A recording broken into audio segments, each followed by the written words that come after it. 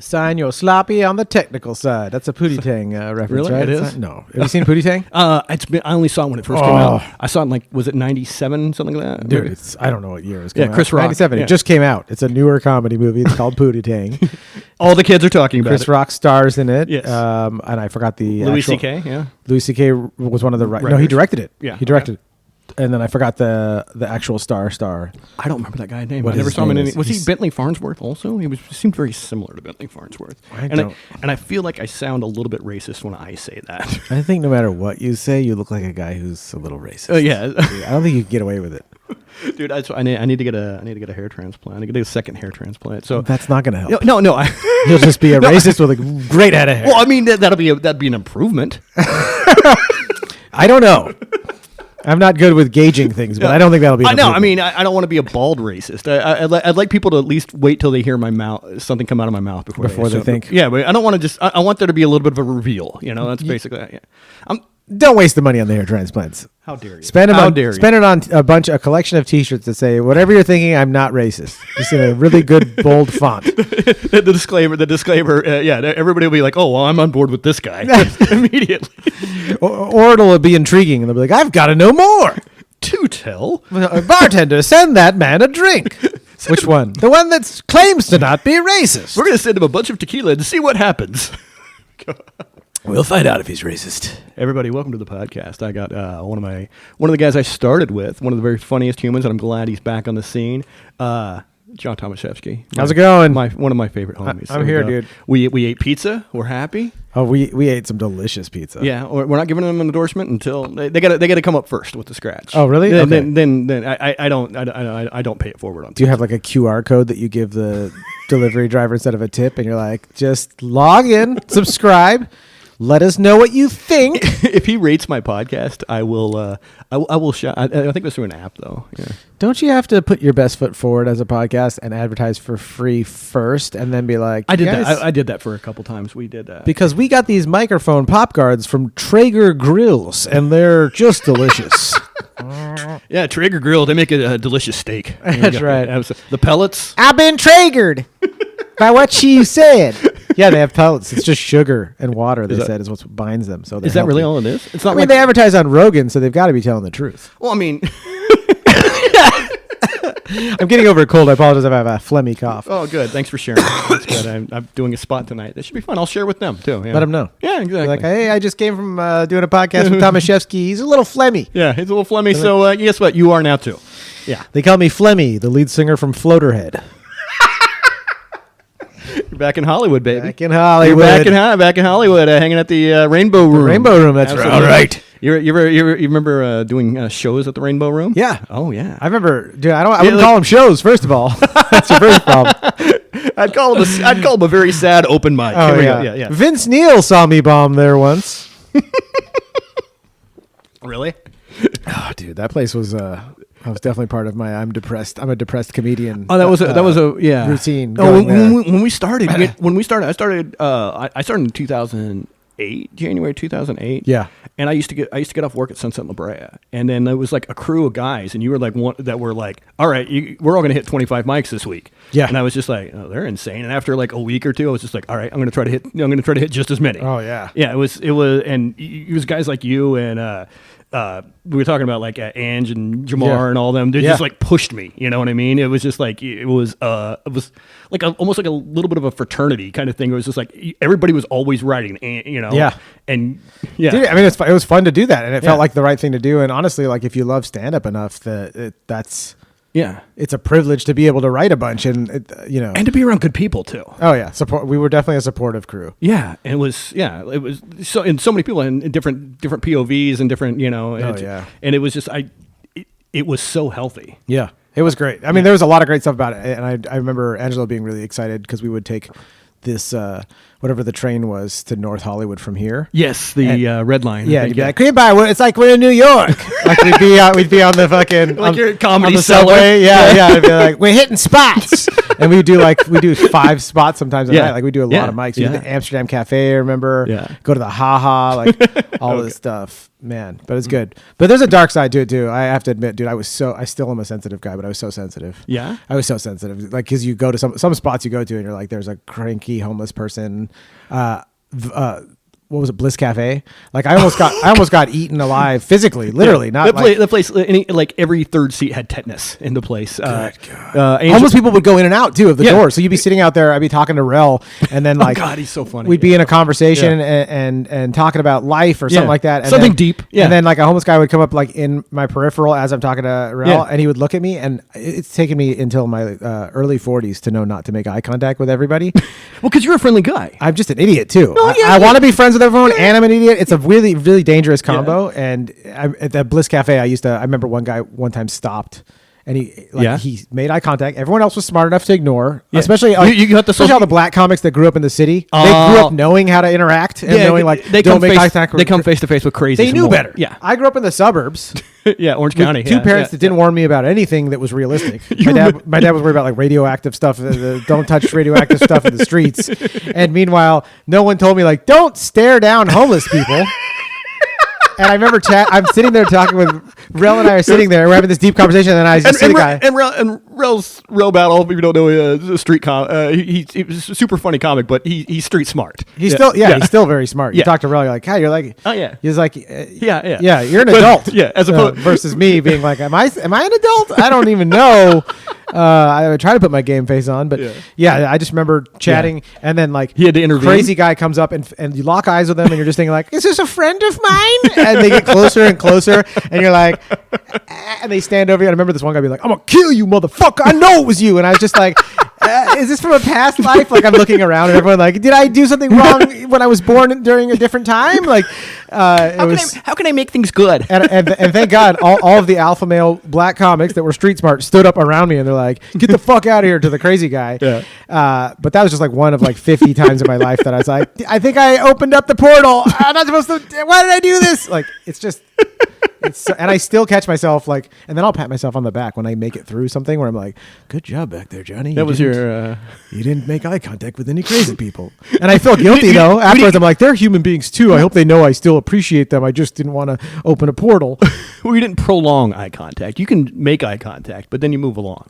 Then you move along. Yes, but that's the thing, Matt. I don't think you know what I had to learn is you don't get to move along once you put the key in. The momentum got going, and then like craziness is like it pulls you in like a tractor beam. One time I was in Fullerton and I was working a tattoo shop. Yeah. And I went to this really like a fun greasy spoon that's on the corner. I used to get a pastrami sandwich and fries there. Yeah. And I you can't get a. I walked up to the door and I was holding the door for other people walking in, and then there was a crazy homeless lady, like just a psycho crackhead, and I was holding the door and I was like, "Hello," and because she was whispering something to herself. Oh, she was in the middle of journaling. Oh, she was in the middle of schizophrenic handshakes with another realm, and I was like, "Hello," like, and she just kept whispering and staring at me, and I was like, "I'm sorry, what?"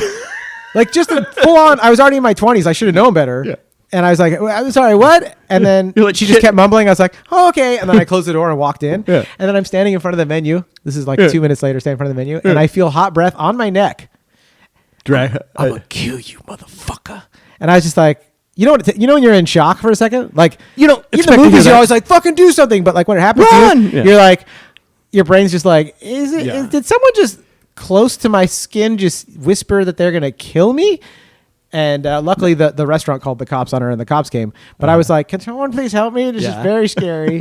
and that's like, again, these are just some of the times that I can remember. This happened to me so many freaking times. And it's these are the highlights. And I still feel guilty for I said, not making eye contact. You're a good dude, and I try to be. I'm just a human. And sometimes you I are make a good some dude. Selfish decisions. I've known you I'm long. a real piece of shit sometimes.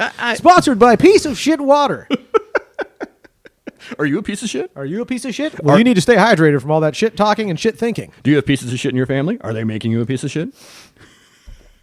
Have you tried to tell them and then they complain about how you always bring up how they made you a piece of shit? My mom does. I like this. God, you like this? Yeah. Road Dogs.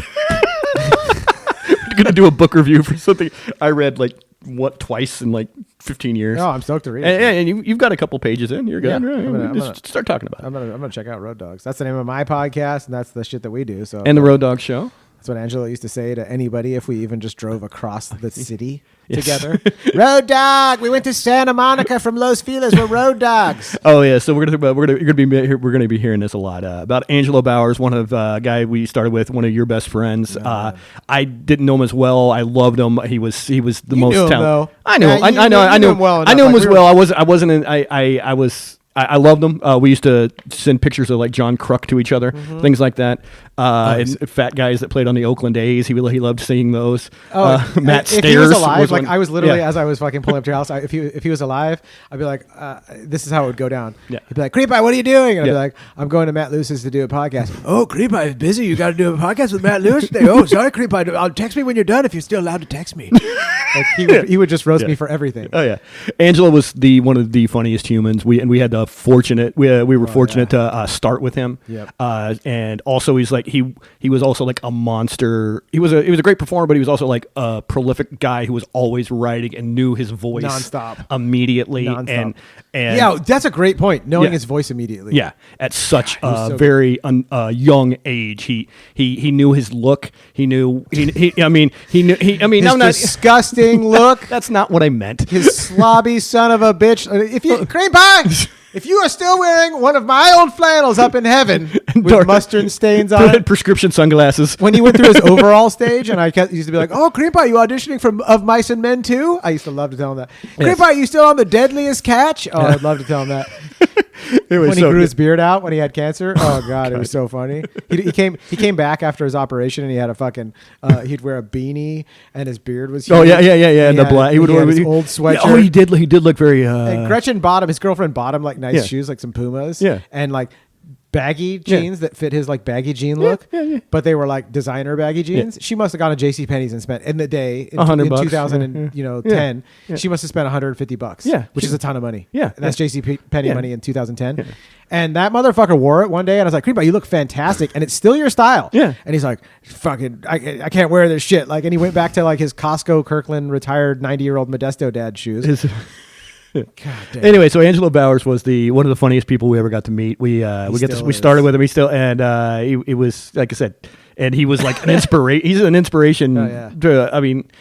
Remember like when Gerard dropped his special and dedicated it to Ange. Oh yeah, it was. And I was gonna say I don't remember if he commented on that. It's like no, he was dead by then. You said remember when Gerard dropped his special? It's like I don't remember Cream Pie having anything to say about that special for some reason. Oh, he was already dead. No, I meant like the other way. Yeah. Cream Pie, he honored me in it. Cream Pie, he spelled my name wrong.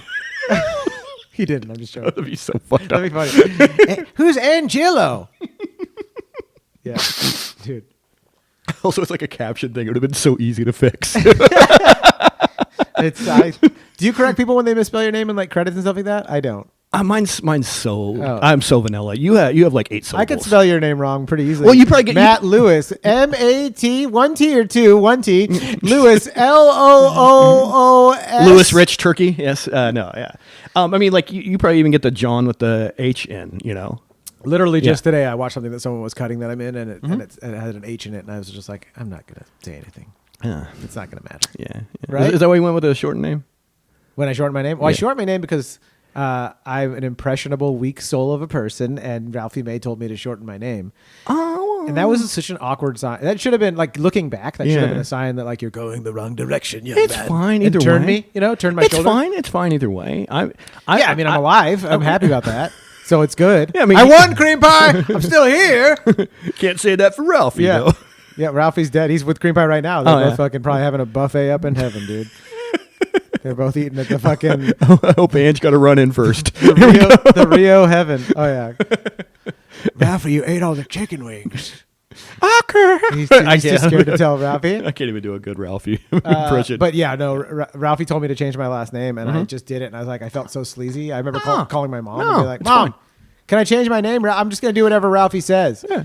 Because he's established, and he's somebody to listen to. But he's just a human being. Yeah, but everybody is. But we're talking about comedians, and it's somebody who was further along in the profession. He was the first like big headliner that like liked one of my jokes enough, like repeated it to me. He's like, it feels so good. It felt so good. That's a good one. And I was like, thanks, man. Yeah. Wow, like Ralphie May's telling like, and he's a great comic. I mean, he's a truth telling like just says whatever the fuck's on his mind, and he's not Southern charm. Yeah. I mean, he was fantastic. So yeah, he told me a lot of stuff, and I was just like, "Yes, sir, Ralphie, sir." Yeah. And I was too old for that level of apprenticeship. I should have that should have been something that I did. Like it was given to you too early. You think? Yeah, dude. No, too late in life. I think at that age, like you think about some of our friends that are successful, and you think about like their like confidence in like knowing, and it's like they know what advice to take. And like I still, as an adult, I'm like I'd probably fall for some stupid shit now in my 40s. I probably am falling for stupid shit right now. Listening to myself is a dumb guy to listen to. This guy doesn't know. Have you ever trusted your gut? You're like, what the fuck is this thing? Falling for like the toll road scam when you get a text message from. That reminds me, I got to pay that thing. Oh no, I actually did. My UPS package is at the place right now. I got to send them my info. You can hold off on that. Anyway, yeah, I think I got the toll road thing today. I actually did owe money to the toll roads, and so I did give my money to the wrong place. And did you tell the toll roads like, listen, it's not my fault? Everybody tells me that they're you guys. Yeah, well, no, I knew I did owe them because I have the pass, the turnpike pass, the toll road pass, and I had switched my debit card. And so it wasn't tied to where it was from. So I did have an outstanding balance to him, and I didn't because I never updated it because I never use it anymore. Yeah. And then the Nigerian prince was like, "Hey, you better pay them back. We're gonna." It's like a Jamaican Cosby. Yeah. Hey, are you Nigerian? Because you sound like you're. It was a Jamaican Bill Cosby. Yeah. Sorry. Was it Princeton Town or whatever it is? What's the name? What's the area in Jamaica that's all famous? Kingston. That's what it is. Kingston. Yeah. In Kingston Town. Lot of mercy. What the guan? What the guan? You owe us money in Nigeria, man. Huh? You guys don't have coconuts there. What's going on? I hear it in the background. You're all click, click, click, click, click. Yeah. You guys have steel drums in Nigeria too? Totally, man. They make a band. They start doing Zoom shows for each other. Dude. Exactly. That's what they're going to start collaborating on Instagram. As Nigerian and the Jamaican. You got to collab, dude. Yeah, you got. That's what we're going to do with this. Man. That's right. Yeah, you got to collab. Yeah, we're bringing both audiences together. Absolutely. Mm-hmm. So we can get those ads for piece of shit water. I was going to go with the pubic hair shavers. Pubic hair shavers. Yeah, that was what I was going. That's what I'm trying to get for my advertising now. You think that your podcast is a Manscaped podcast? Like, I don't think that's your demographic. What do you think my podcast is? I think between you, me, and everyone that's ever listened to a Matt Lewis podcast, no one's shaved their balls more than once. Do you shave your balls? Like, at some point, you're like, it just ends up itching. Well, you're married now. Yeah. So yeah, I mean, that means you got to take extra good care of yourself because you don't want to offend your wife. This isn't just some chick I'm trying to lay. This is my wife.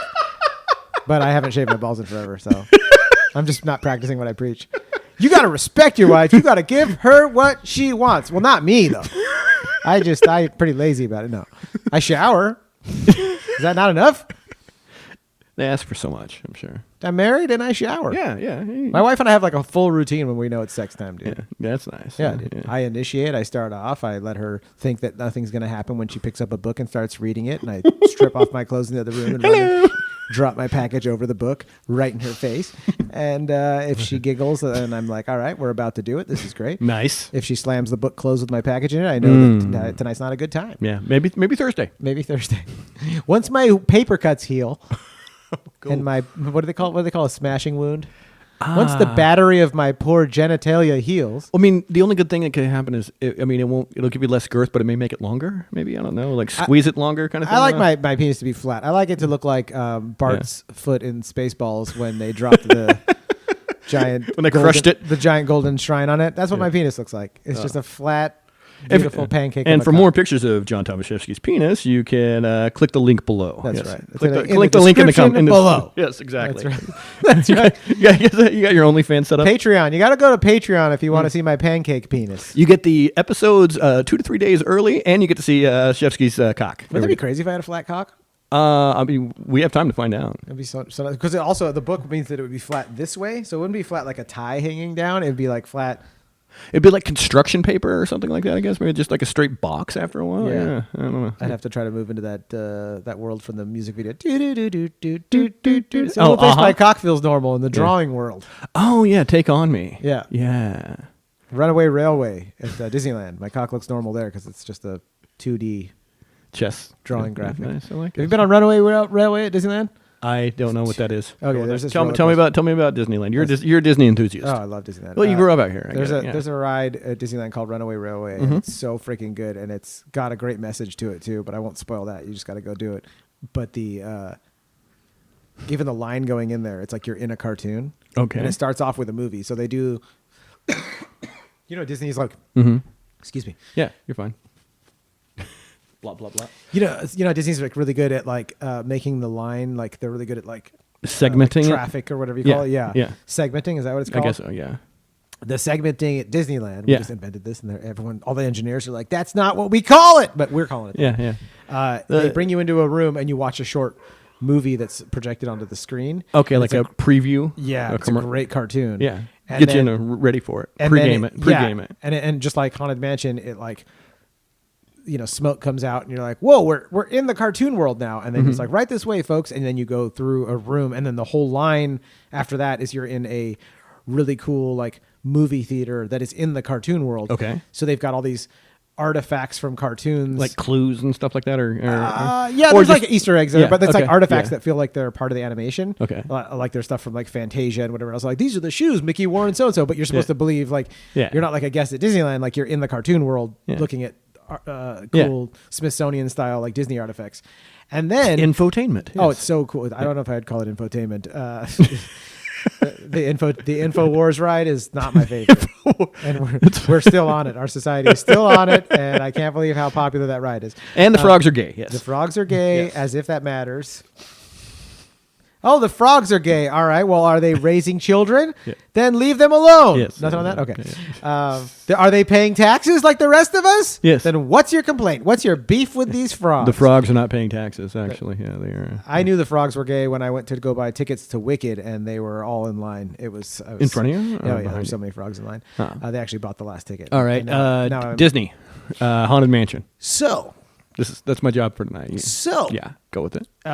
So you're in this museum, like this cartoony Smithsonian thing, and then you go into an area where you're going to get in the cars to be on the actual ride, shuttled up, and everything's got strokes around it, like it looks very much like it's drawn. Okay, like everywhere. So that's really fun. And then the ride starts, and then you're in a cartoon with Mickey and Minnie driving basically on a train cart, and it's just so well done. Yeah. And the message is beautiful. It's like a message of like, it's shit ain't always perfect, but like that's life. And, and it works. Make the best out. of it, and don't let good be the enemy of perfect, or perfect be the enemy of good enough. Totally. Yeah. Imagine applying that just like to life. Like sometimes in life, like stuff goes awry. Well, it's like we were talking about like the video stuff, and like how I was like almost had paralysis by analysis of it, kind of thing, so.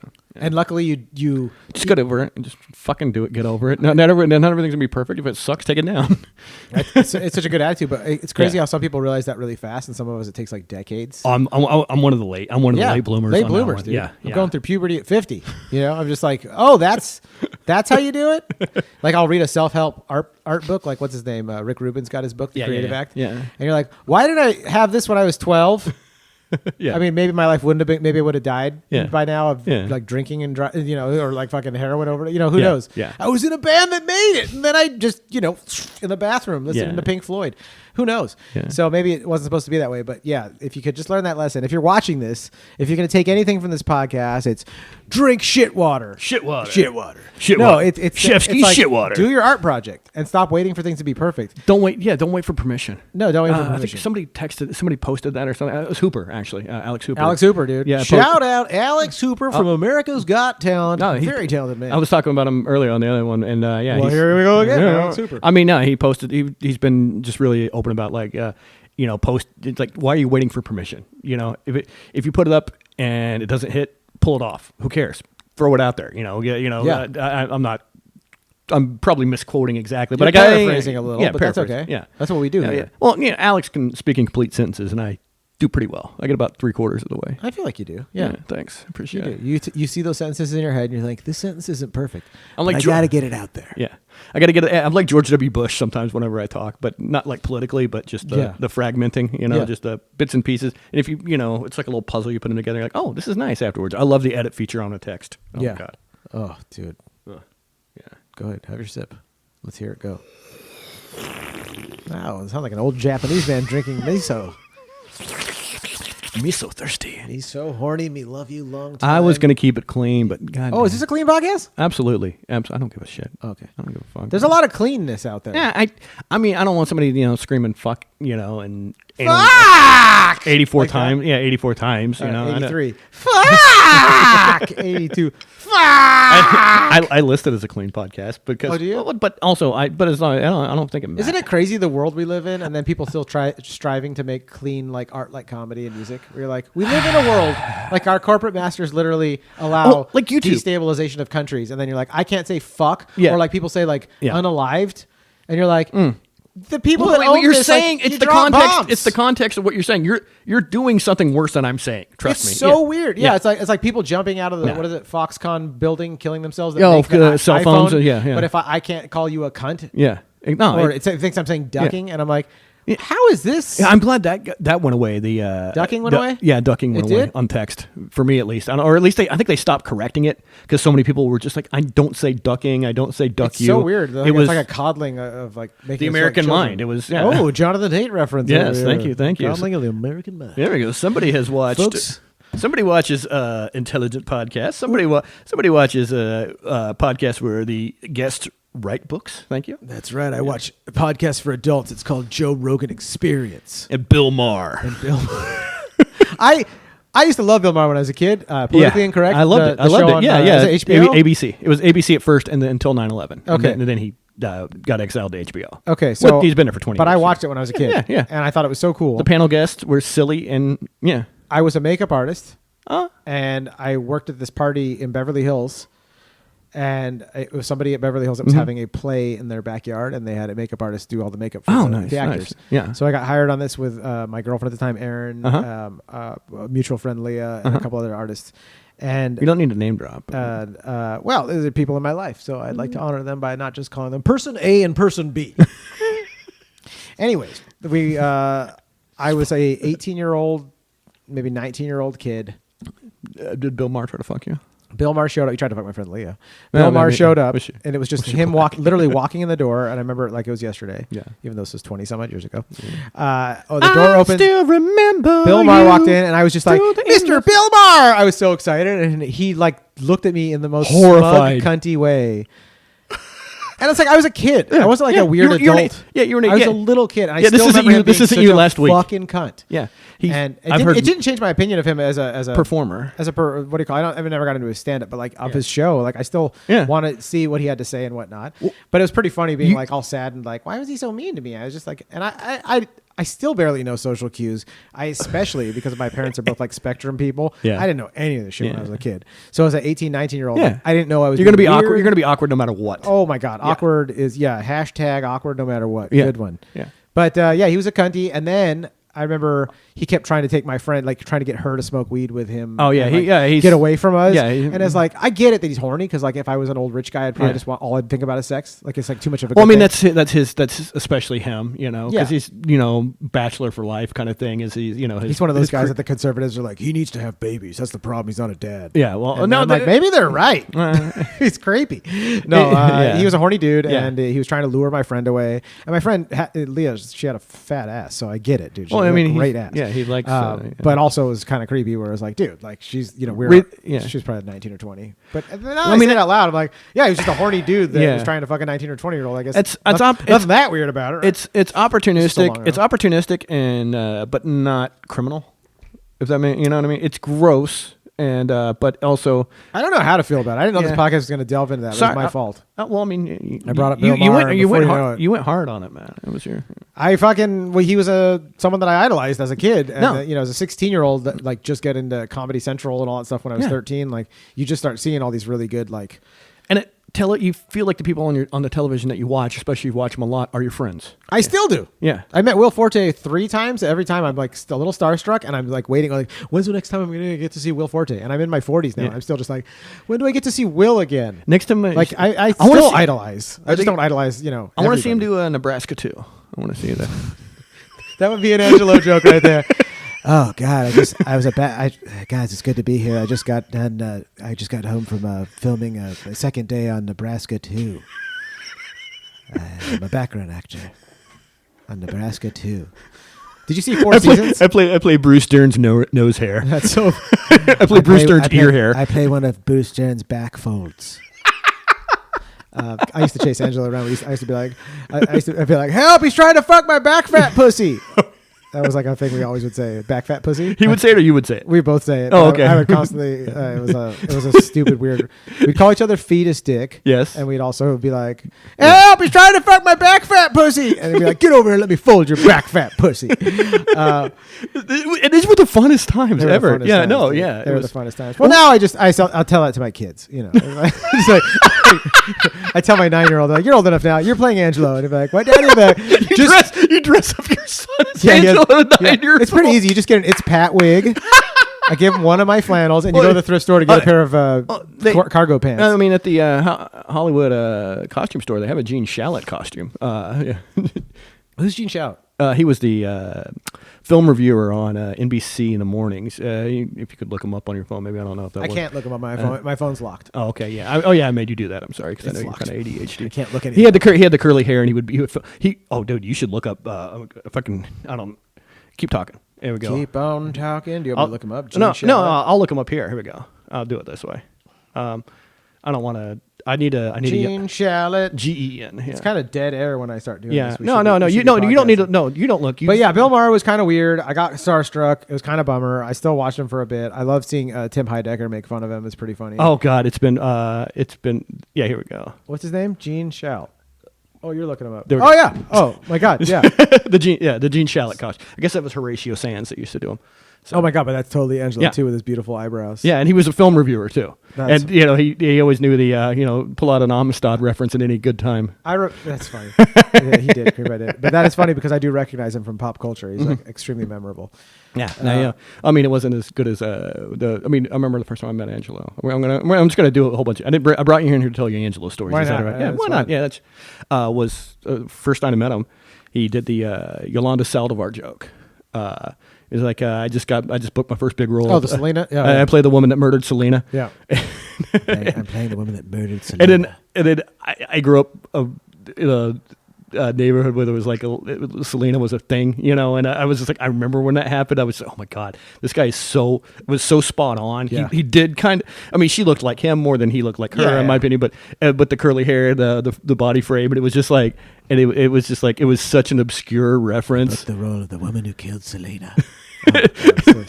Like Selena was like like Latino Britney Spears. She was like beloved at the time, and it was. Isn't it crazy that shit happens to people where you're like, how come it's like the Tenacious D sketch with Lee, but then it's like in real life you're like, why would you kill? You read J.D. Salinger, so you shot John Lennon. You're just like, why do people kill the people that they supposedly like? I think crazy has a lot to do with that. Crazy. I know it's a dumb question. Well, crazy and access to guns and mental health, and they don't have people around them. Like they don't have people around them to say, "Hey, dude, what's going on?" That's a great point. So that should we need to do that more to people? Hey, dude, what's going on? But then that breaks my rule of not making eye contact with crazy. Well, you shouldn't. Oh, good. I mean, there's other men. Well, you guys take care of that. I don't have anything to do. I'm out.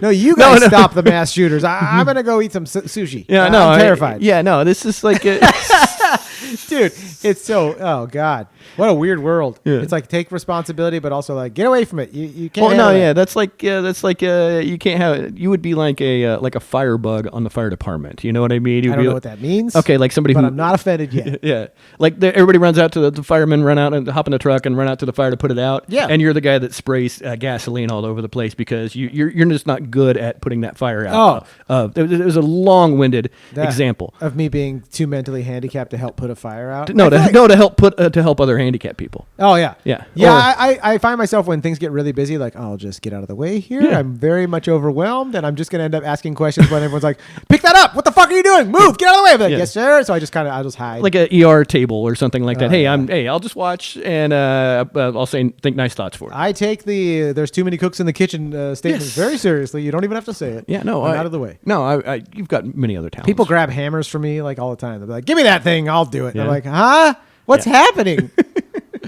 My wife will be like, "You and your neurodivergent brain, you can't process this right now." I'll be like, I'm trying to. You think I don't want to? It's so much simpler just to get her done. I'm just like, it's so much simpler.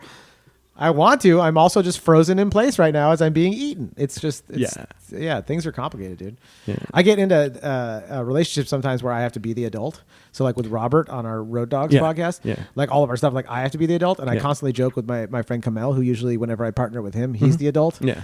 And I'm like, I had to be the role adult reversal. again. Yeah. Oh, dude, it's so tough. Is it exhausting for you? Mentally and physically, I'll be like, because I'm also like, I'm not a good spreadsheet guy. Yeah. Like if you're like, keep track of this money and figure this out, I'll be like, then that's all I can do. I can only do one thing. Like you can't have me do. You kind of like ultra focus on. Oh, dude, like in my day job too, I'll just be like, I don't do that. Like you guys figure it out. Like that's just not. Nope, that won't get done proper. I just outsource everything except for the thing that I'm good at, and then I can focus on. And like, having to be the adult is the bane of my existence. But you have to. It's life, right? Well, like if there was no culture in society, you have to be the adult in the wilderness. Everybody wants the Renaissance man, the Great Gatsby, do everything kind of thing. But it's just like in reality, it's just like people focus on what they're best at. You know what I mean? Like especially if you work in a big organization, a big company. You know what I mean? Like Tom Brady may be a good dancer, but we're not going to put him on the cheerleading squad. We're going to let him be the quarterback. You know, it's just. Yeah, but when Tom Brady gets home, does he know how to like fix something if like something's leaking? Yeah, probably. Yeah, just like those kind of things. I'll be like, I'm getting an anxiety attack. I started daydreaming about it. Like, how many rags do they actually stamp? Or like, how much cotton does it take to make all these rags that we're using to dry this thing? Yeah. And then where does the metal come from for the wrench? And like, is there enough metal? Will they have enough metal in 100 years? And like, I just get overwhelmed with like the thoughts. Then I'm like, oh yeah, just turn the lever. Is that the phrase like too smart for your own good? Do you think? I think that makes me feel better, esteem wise. I'm too smart. My mother, nice. I feel retarded, to be honest with you. My mother used to call me too smart for my own good a lot when I was growing up. Oh, dude, your mother used to just call me. How dare folks? I'll be here all week. You son of a bitch! I'm just trying to do your mama jokes. It's a podcast. That's isn't the foundation of a good podcast. Is your mama jokes. Sorry, my regular co-host Nick Cannon is unavailable today. Oh yeah, he had a. Oh man. God, I hate any specialty comedy shows. I want narrative fiction, 30 Rock. I want some reality shows where Dave Attell goes around and shows you late night eateries. And God, well, I walked in on that and one time. Was it? You walked in on Dave Attell doing Insomniac? Yeah, I was in New York. That's how old we are. We were alive when Insomniac was being made. Yeah, I walked in. It was outside Greenwich Village, and you're not old enough to have walked in on Insomniac. How? Wait, are we old enough to be out? I know it was 2004. Oh, okay. 5. Then yeah, totally. Yeah. Okay. Because it was during Katrina actually. I was in New York City, and I was at a place, and I was in Greenwich Village. I was going to a restaurant, and a motorcyclist was like trying to pop a wheelie on those little streets on the side, and it was right outside. I think it's called Greenwich Comedy Club. Yeah. And the guy just eats it. And everybody starts laughing. I started laughing. And he was trying to pop a wheelie and, it loses his shit. And I don't remember the exact phrase, but this guy said, I recognized the voice because I used to watch Tough Crowd all the time. It was Jim Norton. Yeah. And he was like, hey, do you see this jackalope or whatever? I don't know exactly what he called him. I can see him, And then I look and I go, because I was such a Tough Crowd person. Yeah. And it was a great show. They should bring it back, but whatever. Anyway. God, that show was fucking so much good. They talk about it in, have you read the Greg Giraldo book? We'll get to it. Okay. But everybody was just like, I was so impressed. I was so in love with Jim Norton. Everybody's like, Dave Attell was filming his thing there, and he had people running around, going to late night bars and late night diners and stuff like that. And everybody was like all over Dave Attell, and I was just like, Jim Norton. Oh yeah, you flocked over to Jim Norton? Yeah, just because I was such a Tough Crowd guy. Go with it. Dave Attell also, by the way, is another one of those people that I've been starstruck by. And I know he's like the nicest dude ever, but still starstruck. And one time outside of the Hollywood Improv, like a night going there with Cream by Angelo Bowers and like hanging out, I'm outside. Nobody's out there. Yeah, I'm just getting some fresh air because I get overwhelmed by all out there the burning networking talk and whatever. Like, I'm not good at that. And so I'm outside getting fresh air, like just looking at the clouds for a second, like, what is this? And debriefing. Dave Attell comes out, lights a cigarette, and looks at me and goes like, wild night, huh? And I was so starstruck. Yeah. This is horrible for an entertainer. You shouldn't do this. But I was just like... But you were young. I was just like... like Dave Attell's talking to me. Yeah. That was the last time I fucking think I talked to him, too. Yeah. I didn't talk to him, but the last time I had a chance to talk to him. Yeah. So, like, more than a decade ago, standing there being like... What, Dave Attell? And then I didn't pass out, but I could have been like... I'm done. Like I was so like, it's Dave Attell. Like, Dave Attell thinks I'm a human. Grew up on Insomniac. Yeah. Oh man. Yeah. I used to have those disposable cameras. Oh yeah. Yeah. Oh, yeah. From Insomniac. Yeah. That was what I was. Oh, he it's so cool. Yeah. Yeah. That's one of the covers for Skanks for the Memories is from one of those. Right on. Yeah. But now, next time, I'm sure I'll meet Dave Attell again because we have a couple friends that open for him and whatnot. I'm sure. Yeah. Well, he's probably been waiting to finish that conversation with you. That would be so funny if I go up to him like, "It is a crazy night, Dave Attell," and he's like, "All right, hey, give me." He's talking to like his opener. He's like, "Louis, get me the fuck out of here." Like, no, Dave, come back. It was like 15 years ago. Dave. Can we get somebody else to play Brea this weekend? Yeah. Here we go. I saw him at I think he was at like Ralphie May's birthday or kid's birthday or something like Yeah. that. And I saw him and I was still too shy. Yeah. I'm such a starstruck little bitch now that I think back. This is turning into a therapy session. I'm like, Yeah. So I mean, doctor, sometimes- I'm a starstruck little bitch. Yeah. I remember the only time I ever met Ralphie May was at, remember Sal's comedy hall? Oh yeah, dude. Okay, I didn't know if you were around for that area. Yeah, and We all used to do Sal's. Yeah, Wednesday night was like a hot night. Yeah. It was Rogan's night. Yeah. And I forgot too that. Yeah, because Joe Rogan was doing a shit bar, the back room of a pastry bar. Joey Diaz used to do it too. Yeah, it was like a big it was Rogan and all of his buddies. It was Rogan's night, and like sometimes Neil Brennan. It's and, Rogan's night instead of ladies' night. It's Rogan's night. And we're gonna do some steroids. Yeah. He bench pressed the stage. We just watched him lift things. He just curled Angelo. 1, He just 2. He just did kettlebells with the 3. microphone stand. This is so before on it. This is. He would pull people out of the stage and wrestle them. Man. We had no idea that those were the glory days. That was comedy. Yeah, but no, I mean, to think it's like he was making $30 million off a deal, and he was just hanging out. Yeah. I mean, he was still a TV star. But it wasn't enough money though, Matt. He had to really up it. He wanted more than Wednesday night needed- at Sal's Comedy Hall. The amount, yeah, dude. He was already back at the Comedy Store. No, he hadn't already done. He his was Valencia he thing? was a month or two Oh, okay. from getting back in. Yeah. It was right before that, and that's whenever they got him back in. Okay. I think officially it was more about like when Tommy left the Comedy Store. That's like such a sign of how weird comedy is that you could be like famous and still be like, I'm not getting enough spots. Yeah. Weird, right? You're like, well, you got to get that club. Can't you just walk into the Improvs anywhere? Yeah. Which, by the way, the Improvs that are not in Hollywood are so much better. Really? If you go to Brea Improv's awesome. Ontario Improv's it's huge. awesome. It's huge and beautiful. I mean, the room setup you're talking about, or Yeah. Oh, I mean, yeah, like the audience too. Like you go to Ontario Improv and it's blue collar workers. Yeah, well, they're the fucking best. It's normal people that talk the way they Real talk. human beings. They get a little tight butthole on this side of town. It just is what it is. Yeah. For so many reasons. Yeah. Like entertaining in Hollywood, like not only are people more offended because they're into like obsessive politics or whatever. Yeah. But they're also They also their don't. mind isn't there. They're not excited to like. They're not wowed. Like just like rich kids that are not impressed by anything. They're not spoiled. No one gives a shit here because it's like my neighbor's fucking Rodney Dangerfield's daughter. It's like I don't care that like this guy's sitting up here. Yeah, Dane Cook's going on after you. I'm saving my laughs. Dane for him. Cooks who invited me here. Yeah. Okay, and I'm coming as a favor. It's supposed to be at Spago or wherever Jack Black mentions in fucking one of his bits. Yeah. So I think like you go to Ontario and it's like it truly is like I feel a like plumber that makes good money and his wife who's a teacher. Yeah, once you get God, out, they're such great audience. Yeah, once you get on the other side of 110 or something like that, or just out of Hollywood, If you go too far though, you start just going into scary no, zones. yeah, that's the hills have eyes. And you're like, now they're laughing, but I think it's because they want to eat me.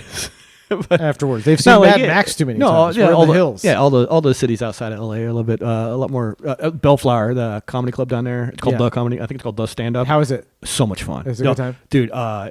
It's what you think it's going to be. Whenever you're like just getting out of town, it's mostly Latino audience. They came to party, dude. Mexican people are the remember like best audience. Refried Fridays? Remember it was like the only fun show at the Improv. Yeah. Where it was just like people. It was like a car club was having a birthday, and and it would be like some killer Latin comics, and they'd throw like not actually killer. You're safe. No, sorry, yeah, no. I mean, I'm trying to advertise for these people's show.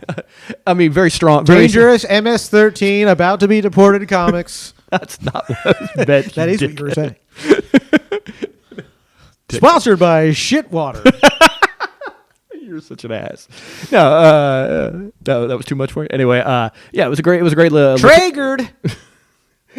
It was a great Latino-based show, and they would throw like a couple of people up from their Tuesday showcase mics. Yeah. And it would be like, sink or swim, bro. You know? You got 5 minutes. And I love it. Well, yeah. I used to do Felipe Esparza's room, Wild Coyotes, and it was like a cholo room. Oh, yeah. Dude, it's so scary. And I again, not knowing how to read body language and being completely naive, I would like pick fights with cholas after the Lakers lost and be like, oh my God. Just dig myself into deeper holes till like Philippe would like pull me off stage and be like, "Damn, what happened, fool? Just don't say that anymore." Like, what? I'm just having fun. We're having fun. Like, is that not what a comic does? Like, I'm just used to being like having someone hold a gun to me and being like, "Okay, I'll riff harder, sir. Please don't shoot. I'll make more fun of you." Dude, I'm such an idiot. Dude, some of those rooms, like I used to do the Felipe's after that. It was called Sunset Room with Martin Rizzo and Flocka. I remember Sunset. Johnny Roque. Yeah, I remember that room. Love all three of those guys. Is that one still around? I did it a while ago. That's in an area like Roland Heights that has a lot of good Korean barbecue now. Oh, okay. So 626. That's far from here though. Oh yeah, I mean that's closer. Yeah, I'm close. I don't know if anybody's running that anymore, but it was so much fun. It was just a silly room. You could not interrupt a Lakers or a Dodgers game. You know, yeah. That's the worst thing when you're doing a spot and you're like, oh, we gotta wait for these fucking grown men that are playing a fucking game for $10 million each to fucking finish throwing a ball around to see who fucking won. Well, they all fucking won. They all have giant houses and healthcare. Who fucking cares? Well, I didn't. Sorry. Yeah. Obviously, I'm not saying anything against sports, but just like don't let them intersect with our stand-up show. Well, I mean, they also I didn't realize this till this is how unaware I was. R.I.P. Kobe. You're up there hanging out with Angelo right now. Huh? What are you saying? This is how unaware I was. What? I didn't know so many people had money on the game.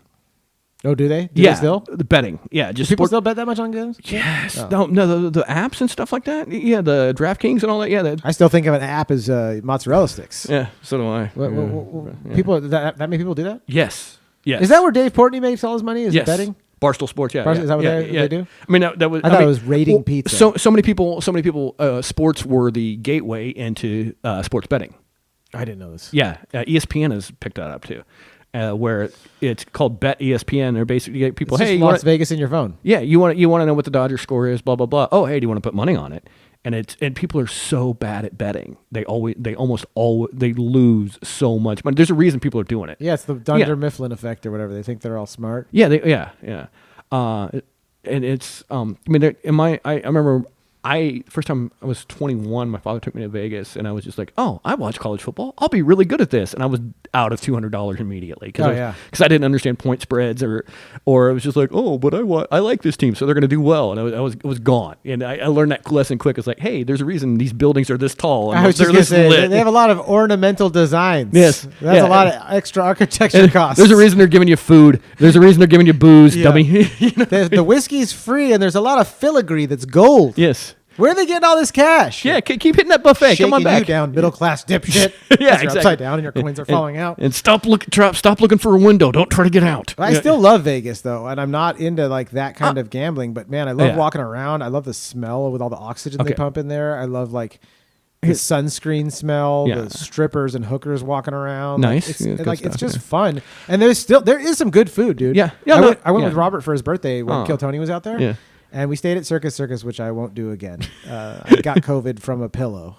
Are you serious? Oh, yeah. I mean, I'm joking because you can get COVID from people. But it's not. Well, how long were you fucking the pillow? I'll answer your question with a question, eh? Yeah. No. No. I slept actually. The air conditioning worked well in our room. Were you fucking the pillow or was the pillow fucking you? That's what I told my wife. Yeah. And I said, she's a pillow, baby, please. It was Vegas. It was She goes to my phone and it just says pillow. It says Serta. Who is this? Yeah, Serta. Serta could be a stripper's name though. What was the guy? My Pillow, the fluffy, the My Pillow. Oh, Mike Pillow guy. Yeah, just My Pillow. Yeah, My Pillow. Who is My Pillow? I didn't have sex with a pillow, Matt. This is a podcast. This is going out there to the world. I didn't have sex. Let the record state. I doth not have intercourse with any pillow, blanket, or other comforter or duvet or duvet. That's right. Or duvet, Robert Duvall. I didn't have sex with him either. Me and Robert Duvall. He's so old now. Oh, tender mercies. He's alive still, right? Tender mercies. I think he passed away. Can I still have sex with Robert Duvall? Oh, he's dead? I think so. Then I guess I could. It wouldn't even count. He's dead. Check out my newest novel, Me and Robert Duvall, written by Jon Tomashfesky. It's about a young comic in his 40s Yes. that has sex with a dead skeleton of an old Instead celebrity. the And his wife can't get mad because he's dead. check out The Apostle and I. That's right. Yes. The apostle. My secret little apostle. I was his secret little apostle. Oh, dude. I was- Yeah, dude. We stayed in Circus. It was a Circus. It was a scumfuck zone. It was dirty and weird. Oh, there are some bad ones. It's so Yeah. weird. So there's this thing with Circus, and this is Yeah. just happening with the middle class disappearing, where they're like, "Go fuck yourself," like how you have to check yourself out at grocery stores now. They're like, "Just go fuck yourself." It's VIP or dollar store. Yeah. Exactly. There's no middle class. Yeah. There's no middle. Yeah. You're either going viral or no one's watching your shit. Yeah. So there's this like feeling like the grocery store where you're just like, go fuck yourself. You're like, is there someone here to help me? Like, no, rich people have assistants and people to help them. Yes. Go fuck yourself. Yeah. And so you walk into Circus, and the first thing that I noticed, I got to tell you, the lighting in there. It's halogen lights or whatever. Like it feels like like the scene old from office, Resident Evil. the old office lighting. Yeah, where it didn't have any warmth and light to it. like a And- Fight Club kind of. And so they employ like 2 or 3 people to walk around and help people with the kiosks. It's genius from a slave owner's standpoint, to just be like, go with it. Our bottom line will totally change this way if we just have 3 people Grease that the can help wheels. people, the customers who are doing the work themselves. Yeah. So you check yourself in. Yeah. I'm in my 40s. I don't like clicking shit on screens. I like talking to people. I Yeah. like the human experience. Yeah. There's something about a laugh and an interaction. I'm a comic. I Yeah. need to say something silly to someone that works you can somewhere. read. You're smart enough to read people's facial. Oh, I said too much. Blah blah blah. Yeah. I like that. I like that too. I understand. It's not for everybody. It's but I like reassuring. it. It's reassuring. Yeah. I like that. And I need an adult at all times. Some people So are introverted. We're not. I'm half introverted, but not enough to where I don't want like to order from McDonald's from a I person. don't want to accidentally spend $600 on a hotel room. And Or then you have to email someone. And, yeah, no. and that kind. So you get there and you're checking in on fucking giant Kiosks. fucking iPad kiosk things, and they've got the people running around trying to help. That's like where you check in your bag too at the airport. Four Yeah. fucking assistants trying to help everyone, and they're like running around from everyone having problems and Yeah, this and that. because it's not. we're designed well. lower class idiots. We're at Circus. You know what I mean? There's nobody yeah. fancy staying there. It's all a bunch of us, like people that are already drunk. Fair. And like idiots, and just like, oh, it's bad. Like Tiffany Haddish won't be there. Yeah. No, she will not be there. That's funny. That's your example of like upper class. She ready. She ready to not be staying at this shithole.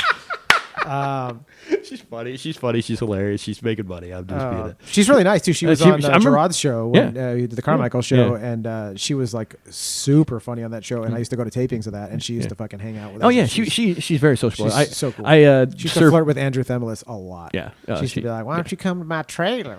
Just joking. I was like, Yeah. Andrew, that woman with a giant tuchus, she's pretty hot, right? And he'd be like, whatever. Themelis is very cool. Yeah. If you're watching Themelis, you're very cool. As you would just should be. like, As you should. It's nothing new. Women are always trying to get me to go to their trailer. That's not how Themelis talks at all. He actually has a guitar and he wears rollerblades. He works on Venice Beach. Anyways, so this kiosks are miserable. Yeah. The people that work there are miserable. Circus. There's a guy Yeah. standing next to me, and God bless this guy. He's telling me how he just got back from like a tour in Afghanistan or something like that, or Iraq, or somewhere Yeah. where we're deploying people to shoot Hot people. zone. And he was getting super pissed and frustrated with Yeah. stuff.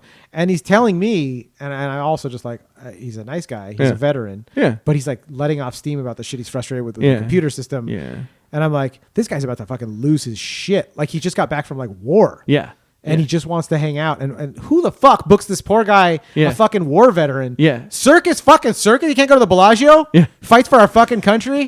Anyways. Save $18. Gotta get mad. Yeah. They call me Jon Tomashfesky, Jon Stewart.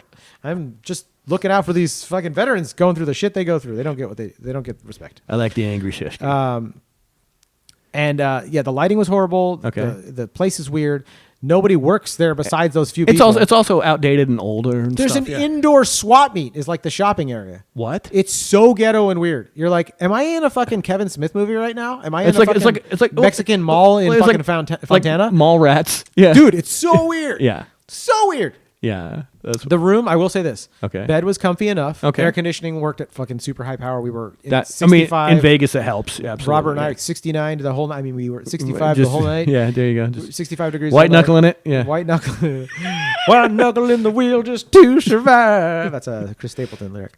But no, it was a great night's sleep. But the place was ghetto and scary and smelled of cigarettes and probably crack smoke. Yeah. That said, Yes. I appreciated it, and I will next time go to Vegas have to shell out more money to stay in a decent hotel.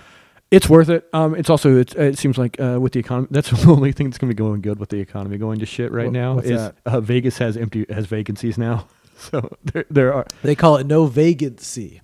What? So with the economy going to shit, they're having people from China and Canada aren't wanting to fly here and spend their money. Why? Yeah. You know, I mean, don't let one person offend you. The rest of it. If you're from Canada, we love you. Yeah, I fucking love. Well, Canadians. I don't blame them for not wanting to come. Todd.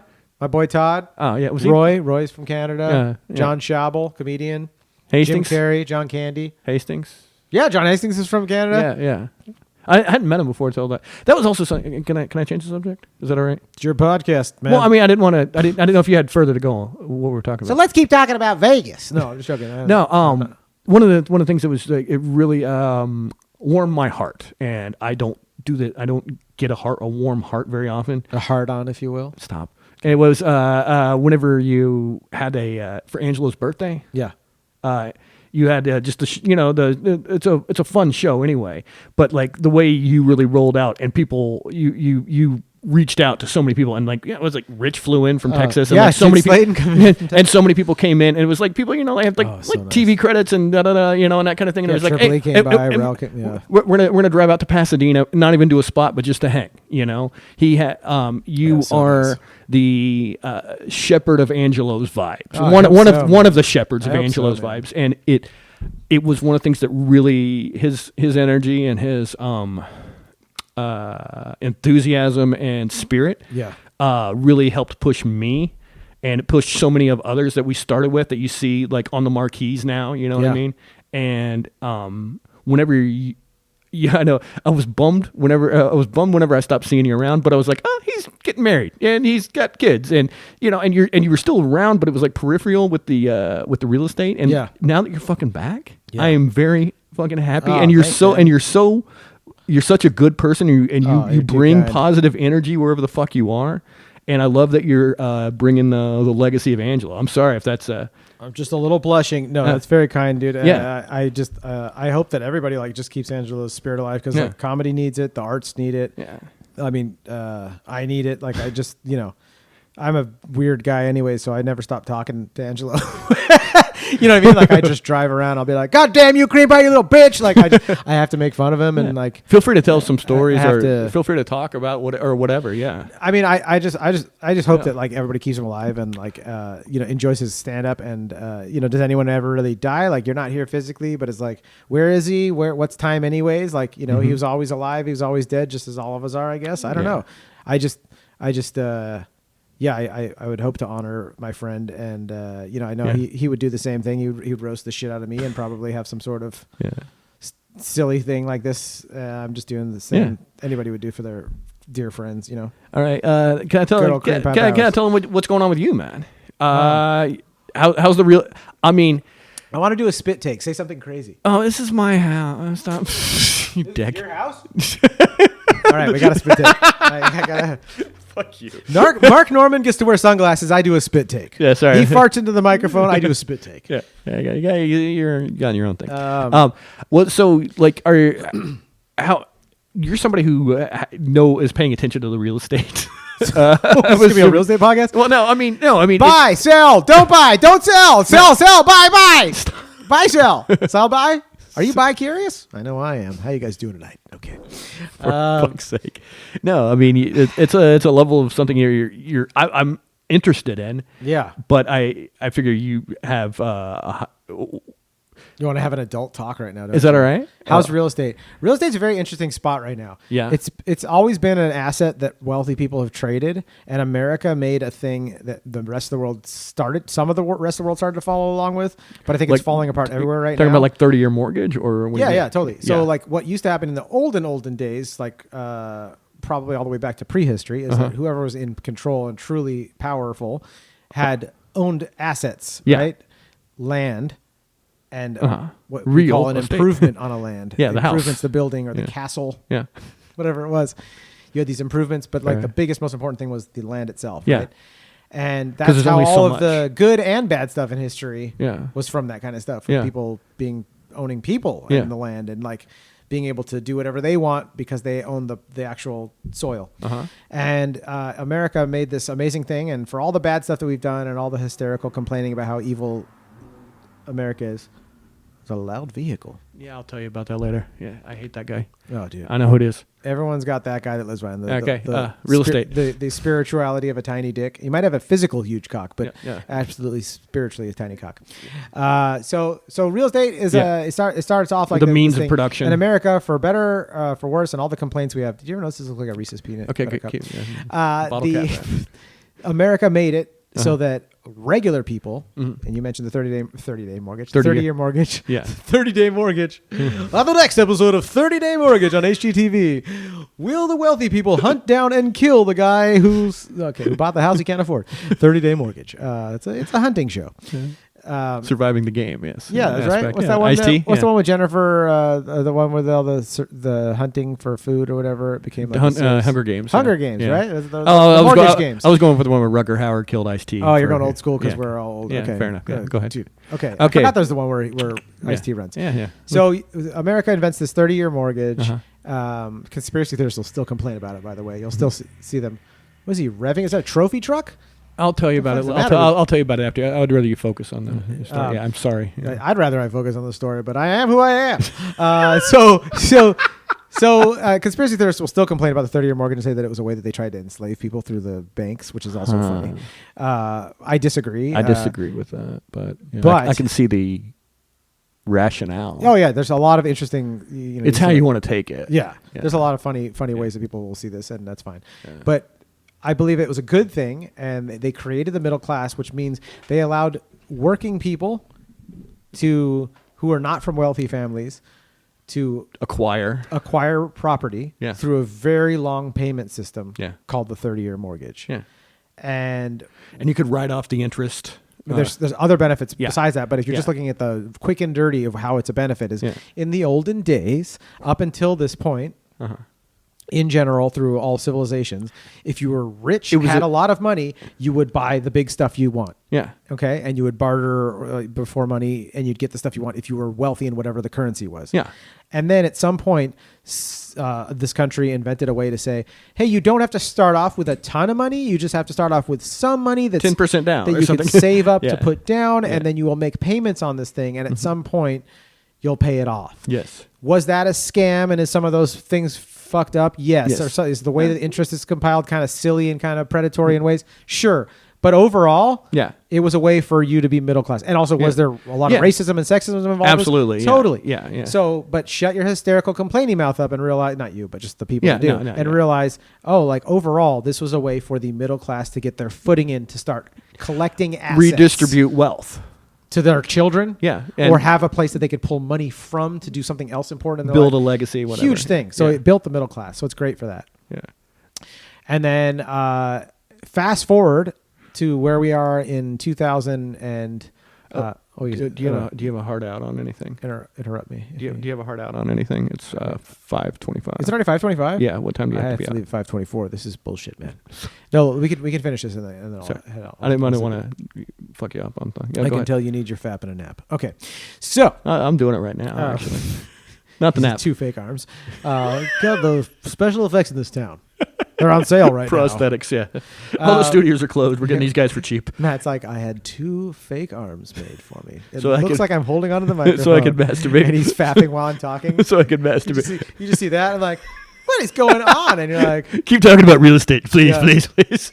Oh yeah, 30-year note. So, okay, you've got this 30-year mortgage. You fast forward now to 2021-ish. Height of the pandemic. Talking about like the corporate in consolidation. California. No, I'm just going to talk about residential real estate. Okay, right now. yeah. And you've got the height of the market during the pandemic. Super low interest rate. We're talking 2021, so interest rates were like in 2.85%. Yeah, it was wildly low, insane low. Because they were trying to stimulate business whenever during the pandemic, during COVID. Still a little phlegmy. I had a cold. Yeah. So. Need water. Water right there. Yeah. Shit water. Sponsored by Shit Water. It goes down as good as it comes up. Yeah. So Height of the pandemic, interest rates were super low. Yeah. To stimulate sales. Housing prices skyrocketed. Yeah. You had crazy competition in Southern California. Yeah. Yeah. And you had... especially people leaving the city, going out to the burbs kind of thing. Yeah. And then you had all the political nonsense of people believing whatever, it's some Russian propaganda, whatever you want to call it. But just like, California is so awful and you've got to move to Austin or Nashville. Yes. And I've been to both Austin and fine, Nashville. they're fine, great. they're fine. I love it. They're I've been to both of them during the spring though. So Yeah. I've never been to either of them when the weather's shit. Yeah. So I've been there when the spring. They're like, the restaurants are great. The people are friendly. The weather's beautiful. Every city is good for a week. Especially in springtime. Yeah. Yeah. Right? Exactly. Flowers are blooming. Yeah. Turtles are out taking a piss. It's Yeah. the best time of the world. Yeah. Best time to be alive. Uh-huh. So you had a lot going on for real estate and people were moving. Yeah. Interest rates shoot up at, I forgot what year. Was it 2022? A year later. Yeah. Drastically. Uh-huh. They go from 3 to 4 to 5 and 6. Yeah. Like it was just like, oh my God. Severe spike. And if you're not into real estate or you've never done this before, Yeah. I'll just do, again, quick and dirty because I'm not a math guy at all. But Yeah. what I can tell you is if you have a $700,000 house Uh-huh. and you have a 3% mortgage Rate. Yeah. No. your monthly payment going from 3% to 7.5. Or... to 7.5. Now it's not going to change on most people because they don't have the kind of mortgage anymore that does that. But I'm saying if you were thinking about buying then and you thought you'd wait and it goes from 3 to 5.5 or 6. Yeah. You're talking about, depending on what you're putting down for your down payment, you're talking about sometimes thousands and thousands of dollars a month, like lots of thousands, like going from like, oh, my mortgage was $3,200 a month, which for a couple in California that make a good living, you go, hey, honey, we each put in, I have a friend. It's doable. Yeah. Yeah. One of my friends is a couple. It's 2 husbands, right? And they both make great money. They're great people. They're responsible. Yeah. They're not drug addicts. They probably spend money on poppers or whatever gay guys do on Saturday nights. Probably antiquing. Antiquing? Antiquing. Oh, antiquing. I was like, teaking. Is that a new thing? No, that was Charlottesville. Yeah, they have great taste. So they probably spend, they go for fancy dinners. But imagine them two each going like, let's each put in $1,600 on our mortgage. And then we have, other $500, $600 in miscellaneous bills for our house and whatever else. Utilities and And you go, okay, like we each make, $5,000 a month or $7,000 a month. And we each throw, after taxes, but throwing in $3,000 each for this is like, oh, we still have money left over for retirement, for our bills, for travel. Yeah. They got to get the nice Robert Graham shirts because they're gay dudes, right? I had to throw that in. If you're listening, I love you guys. Anyways, they're not listening. They're both responsible adults. They don't listen to podcasts. They listen to like health podcasts and like they're just smart guys. Anyways, how to meditate. Yeah. Going from that when it was 3% mortgage to 5.5 or 6. Yeah. So let's say 6%. Yeah. The interest rate doubling, and they're like, oh, what's our mortgage? $7,300 a month. Like it's undoable. And this is quick and dirty. So if you're checking my math, it could be different, and it depends on the down payment. But you're just talking about going from like doable, like, oh, it's the American dream. It's going to be stressful and we're not going to have as much liquid cash because we have to spend a lot for our mortgage. But it's similar to our rent. And now we're at least investing in something. Going from that to like, we got to come up with almost $8,000 a month. Like, what if I lose my job? I need to have $150,000 just for my emergency savings. The margins are gone. And you spent that, again, you're talking about people that are putting down $350,000 for a down payment. Exactly. So it's like, everybody feels that squeeze except for a very small percentage of people that either have money, have a great job, or are forced into buying and selling. So like private capital kind of thing. Yeah. So getting back to the most sad thing about this is that my buddy Austin and I, and Austin's just a genius entrepreneur and real estate guy in general, and a really good friend of mine. When the rates first shot up, we would jokingly, I asked him, he's younger than me. He's in his 30s, but he's much smarter than me. And I asked him, I was like, how long you think till like prices start equalizing with these high rates? Because like if the house shot up to $800,000 over the pandemic and now rates are high again. Consequently, the rate should go down. The rate's going like this. The rates you can't control, but the buyers and sellers can't afford that. So the housing prices, what happens should equalize down. It starts to come down. And that the way the housing prices come down is that you have more new people stock that are selling their house that listed it at the price that they thought it was worth. It's not worth that anymore, and it sits on the market, and it happens over and over again like a ripple effect, stagnant through sale. a community. Yeah. And he and I joked about it being like a 6 to 8 month thing. Yeah. because you got to run through the people that do have the money that are still going to be competitive even at that price. Yeah. You got cash buyers because we're in Southern California. You got a lot of people from speculators around the world that have. There are people that write a check for $800,000 for a house. They're out there. I mean, California real estate has traditionally been a great investment, and it's still. I think it still is. Still, It's like going to a poker game now though, where it's like I don't play poker, but imagine we joked about Vegas. You go to Vegas and you're like, that's $1,000 table. Like, oh, I don't play that table. I'll do the $5 That's a bad table. example because I'm not a poker guy. But like you go like blackjack for $5. Yeah, or like I'll do that. Craps for $5. I'll do that. Yeah. But if the buy-in, meaning the minimum that you can do to sit down and play this game, is the $1,000 one, it's like, oh, like I don't have that money to do that. And so we're at a spot like that. It becomes exclusionary. Dude, I have friends that have won fucking Oscars for films that they've worked on. I have friends that have had TV shows and a headline around the country, multiple. Yeah, and they're like, what is it going to cost me? Like, well, what if my work slows down? Because they're comics, right? So even if they made $1 million 1 year, they're like, I might not ever make that again. Yeah.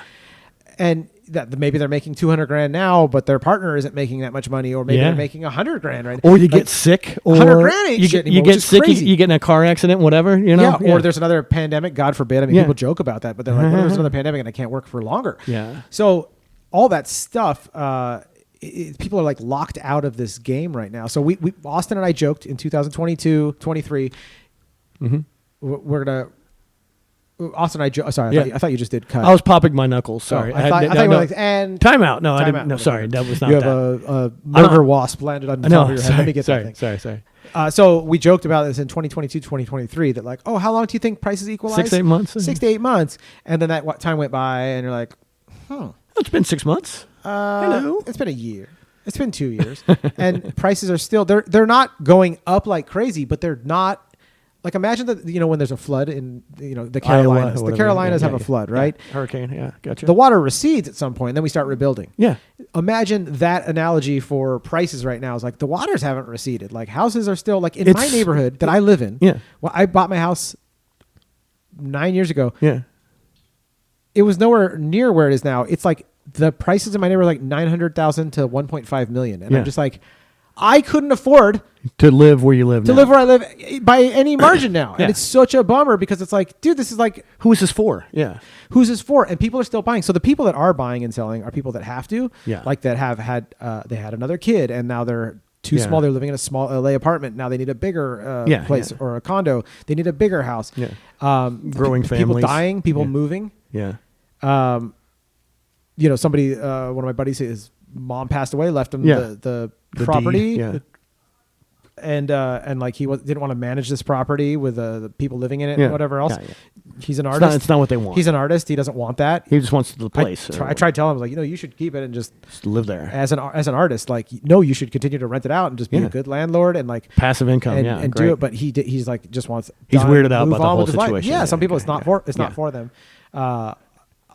And long story short, the world needs good landlords because there's so many fucking weird, scumbags, corporate ones. If you can be a good dude or chick, and I say that's what my father does. He's does Section 8 housing. He did Section 8 housing for, and he was like a normal guy. Yeah, he was an electrician. He would fix things and whatever, himself. Be a cool landlord. We need that out there. Yeah. As Martin Luther King said, like if you don't like the media, like just become the media. Like there is gonna be a media. Like, don't ask permission.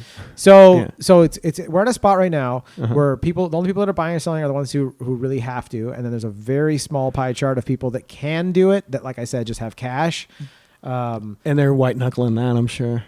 Some of them are, but those people, I mean, we love to act like wealthy people are super smart. I mean, look at our country. Like, there's a lot of wealthy people that are just like not that smart. You see how many people got like scammed by Theranos or whatever, or with a blood thing, or currently scammed by some of Bitcoin the politicians or whatever. Exactly. I mean, I just there's a lot of goofy stuff where you're like, they're not that smart. No.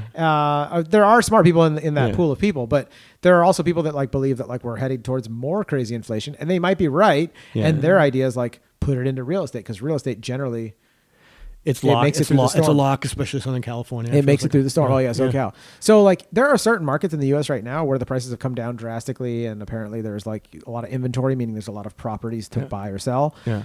But SoCal, prices have not come down drastically. There's not a lot of inventory anywhere, and the people that are buying and selling can deal with these super high prices and interest rates. Yeah, and it's such a weird game. It's very weird. And but the thing that makes me bummed about it though is that that whole American dream for the middle class. It's like it's so much different right now, and there's no sign that they're going to correct it and make it better. There wasn't a sign in the last administration. There's definitely not a sign in this administration. You're just going, oh, like, what about the middle class? Like this current one was really good at selling the middle class on their ideas. Okay, yeah. So they were good at talking to them. Yeah, but which won the battle because someone talked to them in their language. The execution is. But the sentiment behind it, you're like, no one gives a shit about us or them or whatever you want to call it, like the middle class. Like it's like no one's looking out for you. Like you know. And the few politicians that we have doing it don't, you know, the Andrew Yangs and the Bernies don't really get that far. Yeah. And you go, all right, like who's going to look out for? Well, because their messages get knocked down by big banks and Fortune 500 companies who will be hurt by, or they feel they will be hurt, or we're going to get a smaller piece of the pie. That's not fair. I don't know what the answer is. To be sorry, I didn't mean to make this such a weird thing. No, I don't think it's a weird thing at all. I don't know what the answer is to make solutions for this kind of stuff. I can't believe how this podcast went from like fucking super fun comedy. I'm sorry. Adult. Yeah. No, I don't mind because it's like it's something that I'm an expert on, and it bugs me to like to a certain degree that like it goes the way it goes. Yeah, I shouldn't say I'm an expert. Well, I am. I'm a professional expert. I know this shit. I know, and the stuff I don't understand, I let you know. Like disclaimer, like I don't know math really well, and this is just a theory, or this is what I'm seeing anecdotally. You know, boots on the ground. But yeah, it concerns me for the middle class and the future of humanity having a middle class because. I grew up middle class and lived a good life because of it. I love fancy boy stuff. I love sushi and fancy hotels. And God willing, one day I'll fly in a first class, you know, and go somewhere fun and not be all like this and stressed out. Like, oh my God, am I supposed to be here? Am I supposed to be like an imposter syndrome? I never feel like that, dude. Yeah. I never feel like that. I'm like, fucking yachts are boring anyway. Suck my balls. I don't care. Until you get on one, maybe. Huh? Until you get on one, maybe. No, I do. I like the smells of like rich stuff where you like mahogany. Dude. The smells of like sunscreen, mahogany, fresh air being pumped in somewhere, beach stuff. Yeah. But no, I think it's definitely concerning where you're like, is the middle class going to have a shot at like just staying middle class? Not saying that like the American hustler dreams of like Instagram where everyone's going to be rich and have their own yacht, just staying middle class. Yeah. Because like, yes, the freaking wealthy life like seems having really great, but also like, at what point? It's marginal how much better rich people's lives are. I think people don't realize this. Like middle class has it. My buddy Austin and I talk about this. Like there's something about like certain areas here, like San Gabriel Mountains, where it's like people have money out here. I'm not talking about like Hollywood Hills. I am billionaires galore. But you've got like more just like regular upper middle class, and it's like it's just the right amount where like people take care of each other. There's collateral, so people like in the neighborhoods invested are not like doing scummy things because for the most part they have something to lose. They're socially invested. Yeah, they're socially invested, but they're people that still go to a local church, a local temple. They're into local sports, restaurants if they can, the college and things like that, and a sense of community. And it's a good, healthy, like human like thing in my opinion, where you're like, oh man, it's good. And if you go too low on the scale of finances, whatever else, you end up in Bob Marley's concrete jungle. You end up in Eazy-E's fucking like. Okay, yeah. And that's no fun. Yeah. Because that also doesn't care about the sanctity of life and all that important stuff. Yeah. And people suffering and kids not getting to live a good life. Yeah. And if you go too high up on it, you go to like fucking, Will Smith's kid wearing a fucking house as a hat. And you're just like, listen, that kid needs to work at Applebee's quickly. Get him a job at Applebee's before it's too late. It probably is too late, but just saying. That kid probably has a rape dungeon in his fucking room. But I don't know. Is that too far for this podcast? Claiming that we prefer claiming that the Illuminati are bad. Is that a stretch? I would. The Illuminati's bad. Get him out of here. I'm gonna edit it out. And we're gonna call it a rape cellar. Because isn't that a comedy? It's a comedy club in New York City. I'm a regular at the rape cellar. I mean the comedy cellar. It's called a organized chaos. Is your name on the wall? No, but my leather necklace and leash is. But my DNA is. Everyone gets a leash with their name on it. The Rape Cellar is a great comedy club. Even the early shows are dirty. For the blue hairs, yes. I wonder if they have appetizers and food at the at that club. At the Rape Cellar? Yeah, the Rape Cellar. Yes. If they have food advertisers? Yeah. Hot Pocket. Jim Gaffigan's our. He has a residency. Has a residency. Like you have clean comedy. It's like, oh no, Jim's not clean here. It's all just like we've been. It's like whenever the first time you saw Bob Saget live. I did see. My wife and I saw Bob Saget live once a long time ago. Yeah. That was a part of. I call it my comedy bar mitzvah. Seeing Bob Saget live. Nice. It's like doing ayahuasca. Yeah. You're like, is this the world I live in? This is the realm. Yeah. Are you good if we wrap up or? What the fuck kind of podcast is this? Of course, yeah. Okay, I didn't know if you had more you wanted to go on to. No, dude, I mean I could riff all night, but I didn't know if you had. I didn't know what your hard out was. I didn't ask ahead of time. No, let's wrap it. Let's wrap it. Dude, where can people find you? And social media, that kind of thing. Yeah, social media. And your podcast. Yeah. My Instagram is Jon Tomashfesky. Is it Jonathan Tomashfesky or Jon Tomashfesky? I'll put it in. I'll put it the correct one in the thing. Yeah. Instagram Jonathan Tomashfesky and. Podcast Instagram is or YouTube is Road Dogs Comedy, ROADDOGS.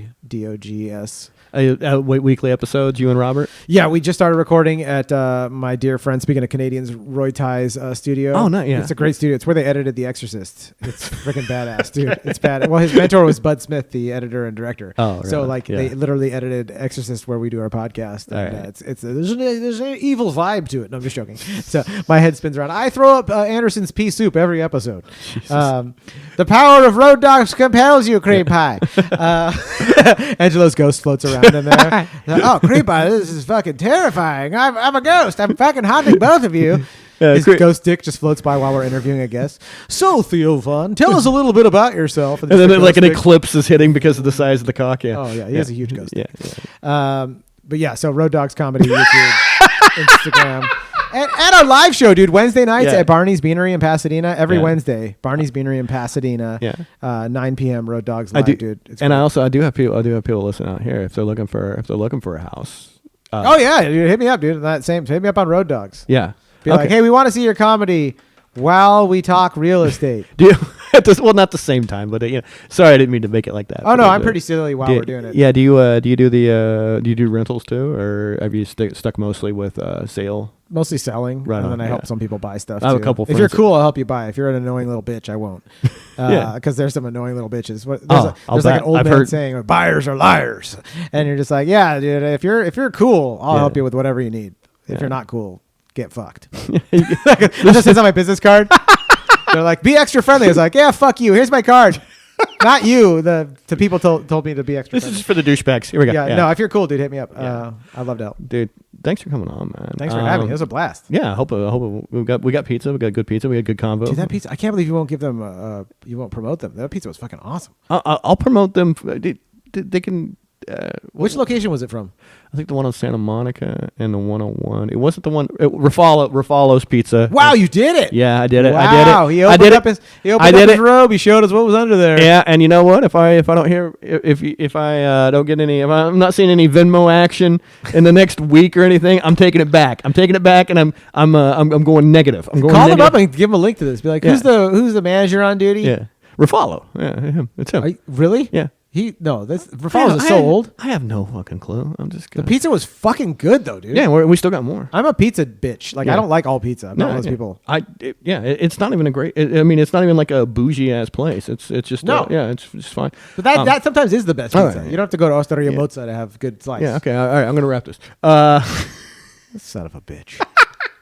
Jon Tomashfesky at Instagram, Road Dogs Comedy at YouTube.com. And thanks for listening. Subscribe if you like the podcast. Share it. Comment, like, all those good things. Check the Patreon. You get episodes out 2 to 3 days early. Nice, dude. Thanks for listening. Dude, thank you so much for having me. It's been.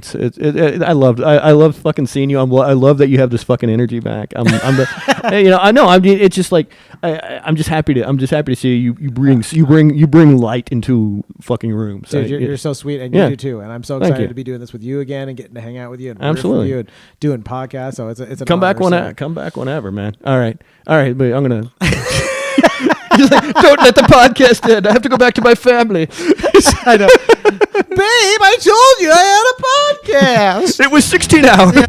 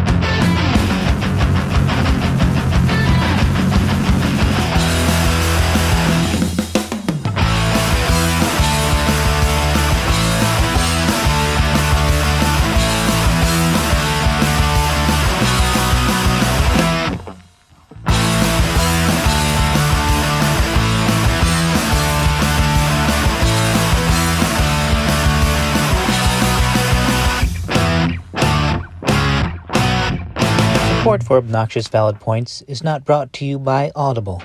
Audible, are you too stupid to read a book? Have one read to you. You'll find no books or mentions of books at patreon.com/ovpoints.